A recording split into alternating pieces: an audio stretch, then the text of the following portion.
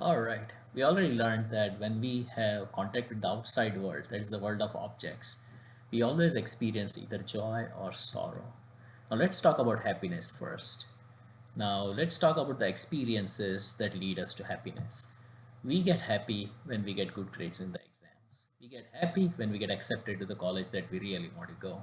We also get happy when we graduate from the college and now we are ready to face the real world. We also feel happy when we get a job and we start to earn the money and we see the power of spending money.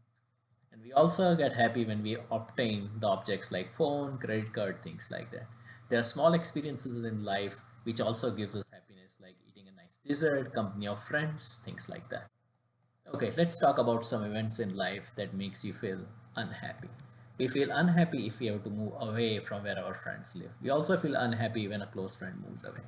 We also feel unhappy if we do not do well on the test and score lesser grades. We also feel unhappy for some reason if we do not get accepted to the college that we really want to go. We also feel unhappy when we hear stories about people losing money. We also feel unhappy when we hear about someone's sickness. And you know what? We also feel unhappy when we run into traffic jams and small things like that. All right, so what can we conclude from what we just saw? We can obviously conclude from what we just saw that life is experiences of happiness and sadness. It's just a cycle. So let's see what the material scientists, like the economists, the doctors, the politicians, do to increase joy and reduce sorrow. So that's all the governments and the doctors and the politicians and the economists try to do.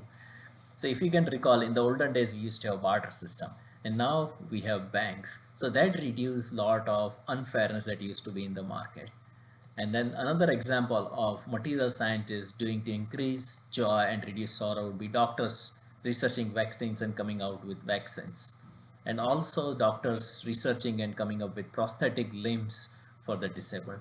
And another example would be politicians moving us from monarchy to democracy, where a common man will have say in the decisions that are made that impact his life.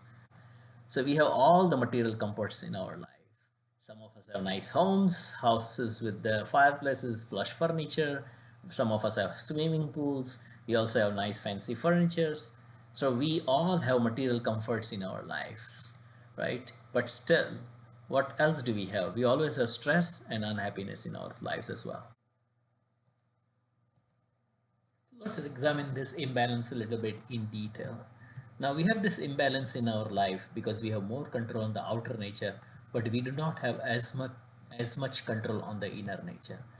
So we as humanity have made huge progress in past few decades and past few centuries.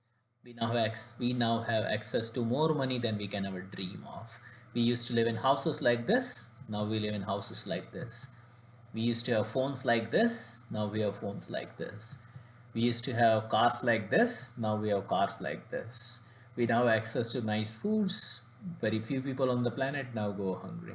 We used to travel like this, now we travel like this. So with all this progress, we can say that the material growth leads to higher standard of living. We do have higher standard of living. But then the question is, what about these aspects of life? What about inner peace? What about our spirituality? What about our detachment from the desires? What about kindness that we show towards other human beings and animals? What about believing that world is one family? Have we grown in these areas? Have we made progress in these areas as much as we have made progress in the material aspect of the life? So these are the measures of standard of life. So you can measure standard of life by inner peace, spirituality, detachment, the kindness, things like that. Now we can say that spiritual growth leads to higher standard of life, whereas material growth leads to higher standard of living. There is a difference. Let's dig this a little bit more deeper. Just as there are objective scientists like politicians, economists, physicians who help us with standard of living, there are subjective scientists like the rishis. Swami Chinmayananda is one of the examples. Bhagwan Shankaracharya is another example. They give us tools like the books that we are reading, like for example, Self Unfoldment, the book that we are reading. They help with standard of life. All right. So now we know a little bit more about standard of living and standard of life. Let's see what we can do with that. So the subjective scientists over the years and centuries have said that we need to maintain just the right amount of balance between standard of living and standard of life. Now let's take an example. Now if you have noticed the sailboat, what you see on the outside is the mast, the sail, things like that. But what you do not see is that there is a part underneath the water called keel as displayed in the picture. You don't see it while the boat is in the ocean or it is in the lake because it is hidden. But the mast represents the standard of living and keel represents standard of life. If either of the two go out of balance, if there is more mast and if there is less keel, then the boat will tip over. If there is more keel and there is less mast, then the boat will move really slowly. So we need to have the right amount of balance between the two to be able to make progress in our life.